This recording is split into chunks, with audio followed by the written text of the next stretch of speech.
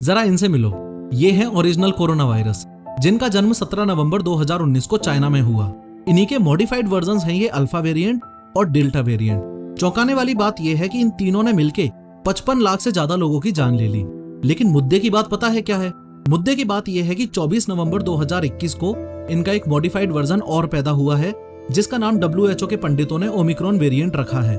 Bad news ये है कि जो वैक्सीन के 2-2 डोज आप सब लगवा के बैठे हो, वो इस ओमिक्रॉन वेरिएंट के सामने यूजलेस हैं और ये ओमिक्रॉन वेरिएंट इन तीनों से भी ज्यादा घातक साबित हो रहा है।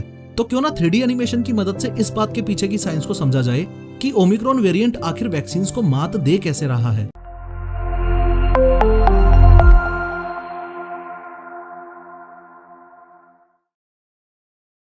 This video is sponsored by master 3D with professor. इस best rated 3D animation course के बारे में इस वीडियो में आगे बात करेंगे। सबसे पहले ये समझो कि साइंटिस्ट के हिसाब से ये कोरोना वायरस ना ही लिविंग है और ना ही डेड।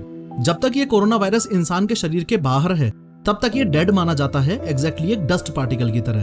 पर सवाल ये उठता है कि अगर ये कोरोना वायरस डेड है, तो इस ओरिजिनल कोरोना से अल्फा, डेल्टा, ओमिक्रॉन जैसे वेरिएंट्स बने कैसे? इन शॉर्ट, ये अपने आप को आखिर मॉडिफाई कर कैसे रहा है? And the answer is mutations. दिल थाम के बैठो, क्योंकि आप म्यूटेशंस का बेस्ट एक्सप्लेनेशन देखने जा रहे हो। लेकिन उससे पहले आपको पता होना चाहिए कि ये ए पर्सन है और ये बी पर्सन।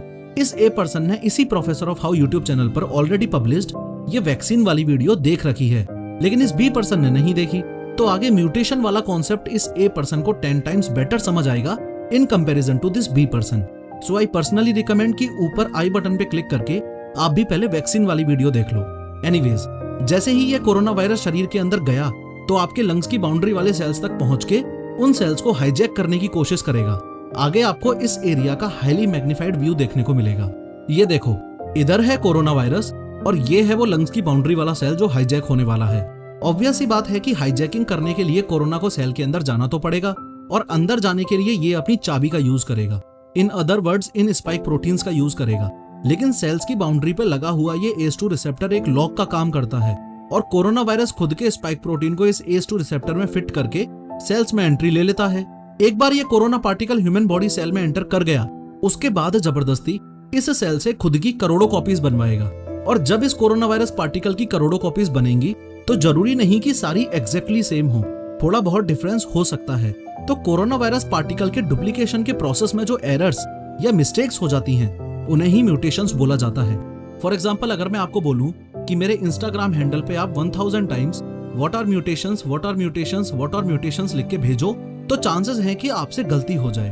बस इसी चीज को म्यूटेशन बोल दिया जाता है, डुप्लीकेटिंग प्रोसेस में एरर्स आना। गुड न्यूज ये है कि most of the times in mutation से कोई फर्क नहीं पड़ता, लेकिन बैड न्यूज ये है कि रेयर चांस में ऐसा हो सकता है कि कोरोना वायरस में हुआ म्यूटेशन घातक साबित हो।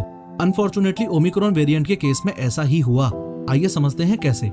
मैंने आपको पहले भी बताया है कि कोरोना वायरस को अच्छे से समझने के लिए आप 3 पार्ट्स में डिवाइड कर सकते हो। सबसे पहला पार्ट है ये मेन बॉडी। इसके अंदर ही RNA प्रेजेंट होता है, जो कि कोरोना वायरस का ब्रेन है। दूसरा पार्ट है ये स्पाइक प्रोटीन और तीसरा पार्ट है स्पाइक प्रोटीन की टिप, साइंटिस्ट जिसे रिसेप्टर बाइंडिंग डोमेन यानी कि RBD बोलते हैं। फर्दर एक छोटा सा कंपैरिजन करूंगा और आपको ओमिक्रॉन का कॉन्सेप्ट ज्यादा बेटर समझ आने लगेगा। ओरिजिनल SARS-CoV-2 पार्टिकल के कंपैरिजन में इस अल्फा वेरिएंट में टोटल 23 म्यूटेशंस थे, डेल्टा वेरिएंट में टोटल 17 म्यूटेशंस थे और ओमिक्रॉन वेरिएंट में टोटल 50 म्यूटेशंस मिले हैं। On the other hand, part wise देखा जाए तो अल्फा वेरिएंट के सिर्फ स्पाइक प्रोटीन पर 9 म्यूटेशंस थे, डेल्टा वेरिएंट के सिर्फ स्पाइक प्रोटीन पर 7 म्यूटेशंस थे, लेकिन ओमिक्रॉन वेरिएंट के सिर्फ स्पाइक प्रोटीन पर टोटल 37 म्यूटेशंस या एरर्स मिले हैं। सिमिलरली अल्फा वेरिएंट के रिसेप्टर बाइंडिंग डोमेन पर सिर्फ 1 म्यूटेशन था, डेल्टा वेरिएंट के सिर्फ RBD पर 2 म्यूटेशंस थे, लेकिन ओमिक्रॉन वेरिएंट के सिर्फ RBD पर 10 म्यूटेशंस देखने को मिले हैं। ओवरऑल आप साफ साफ देख पा रहे हो कि पिछले वेरिएंट्स के कंपैरिजन में ओमिक्रॉन एक हाईली म्यूटेटेड कोरोना वेरिएंट है। और हमारे लिए बैड न्यूज ये है कि स्पाइक प्रोटीन और RBD पे हो चुके ये म्यूटेशंस ओमिक्रॉन के फेवर में काम कर रहे हैं। इसका मतलब ये हुआ कि ओमिक्रॉन वेरिएंट के स्पाइक प्रोटीन में जो म्यूटेशंस मिले हैं, उनकी वजह से इसकी चाबी अब मेनी टाइम्स बेटर हो गई है। As a result of which Omicron variant को सेल के अंदर एंट्री बड़ी ही आसानी से मिल जाएगी और इन्फेक्शन तेजी से फैलेगा। अभी तक हमें जो डेटा मिला है, उसके हिसाब से डेल्टा वेरिएंट के कंपैरिजन में ये ओमिक्रॉन वेरिएंट 70 गुना ज्यादा तेजी से फैल रहा है। यही रीजन है कि हर 2-3 दिनों में केसेस डबल हो रहे हैं। रिसेंट स्टडीज हैव शोन कि 90% से भी ज्यादा ओमिक्रॉन के केसेस उन लोगों में पाए जा रहे हैं जो फुली वैक्सीनेटेड हैं। पर सवाल ये उठता है, ओमिक्रॉन वेरिएंट आखिर वैक्सीन को मात दे कैसे रहा है? वैक्सीन के फेल होने की साइंस को समझने से पहले इस बात को समझो कि मेरे द्वारा तैयार किए गए 3D एनिमेशन कोर्सेज के ओरिजिनल प्राइस पे फ्लैट 70% डिस्काउंट अभी भी चालू है, लेकिन अनफॉर्चुनेटली कुछ लिमिटेड सीट्स के लिए ही। मास्टर 3D विद प्रोफेसर एक ट्रेनिंग प्रोग्राम है जो आपको स्टेप बाय स्टेप ये सिखाता है कि बड़ी ही आसानी से professor of how YouTube channel जैसी 3D एनिमेटेड वीडियोस आखिर कैसे बनानी है। अगर आप 3D एनिमेशन सीखने में इंटरेस्टेड हो तो ये राइट टाइम है। professorofhow.com वेबसाइट पे जाओ, कोर्स की डिटेल्स पढ़ो और इस बटन पे क्लिक करके तुरंत सीट बुक करो। कोर्स की अधिक जानकारी के लिए आप स्क्रीन पे दिखाए गए व्हाट्सएप नंबर पर मैसेज करके मुझसे बात भी कर सकते हो। देखो, वैक्सीन का काम है आपके इम्यून सिस्टम को एंटीबॉडीज रिलीज करने के लिए ट्रेन करना। चलो एग्जाम्पल से समझते हैं। ये दो लोग हैं, एक्स और वाई। एक्स पर्सन ने वैक्सीन का अभी तक एक भी डोज नहीं लिया, लेकिन वाई पर्सन फुली वैक्सीनेटेड है। अगर इन दोनों के ही शरीर में कोरोना का डेल्टा वेरिएंट एंटर करता है तो एक्स पर्सन के केस में कोरोना वायरस पार्टिकल इस ह्यूमन बॉडी सेल को हाईजैक कर लेगा और खुद की करोड़ों कॉपीज बना के इन्फेक्शन फैला देगा। लेकिन वाई पर्सन के केस में जैसे ही corona virus particle human body cell में एंट्री लेने वाला होगा, वैसे ही इम्यून सिस्टम एंटीबॉडीज रिलीज करेगा और वो एंटीबॉडीज इस स्पाइक प्रोटीन को ब्लॉक कर देंगी। अब कोरोना पार्टिकल सेल में एंटर नहीं कर सकता, इसलिए वाई पर्सन में इन्फेक्शन नहीं फैलेगा। लेकिन जैसा कि मैंने आपको बताया, ओमिक्रॉन वेरिएंट के स्पाइक प्रोटीन में तो म्यूटेशन की वजह से चेंजेस हो गए हैं। अब अगर ये ओमिक्रॉन वेरिएंट इस वाई पर्सन की बॉडी में एंटर करेगा तो इम्यून सिस्टम ऐसी एंटीबॉडीज रिलीज ही नहीं कर पाएगा जो इस ओमिक्रॉन वेरिएंट के स्पाइक प्रोटीन से कनेक्ट होकर इसको ब्लॉक कर सके। ऐसा इसलिए क्योंकि इस इम्यून सिस्टम को ट्रेनिंग तो डेल्टा वेरिएंट के स्पाइक प्रोटीन के लिए मिली थी ना। यही रीजन है कि जो लोग फुली वैक्सीनेटेड हैं या जिन्हें पहले कोरोना हो चुका है, वो लोग भी ओमिक्रॉन से इन्फेक्ट हो रहे हैं। तो क्या इसका मतलब ये हुआ कि वैक्सीन यूजलेस हैं?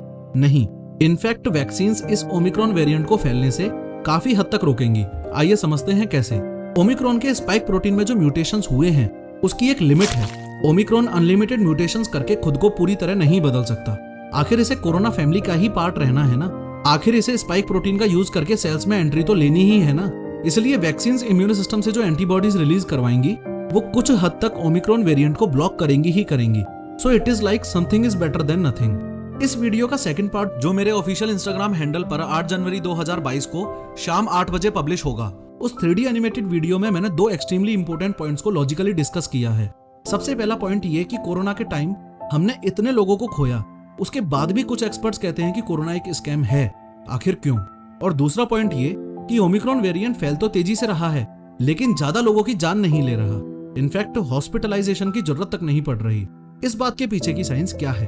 अभी की अभी instagram.com/professorofhow पर जाओ, एक्सक्लूसिव वीडियोस के लिए इस फॉलो बटन को दबाओ और इस वीडियो को अंत तक देखने के लिए धन्यवाद।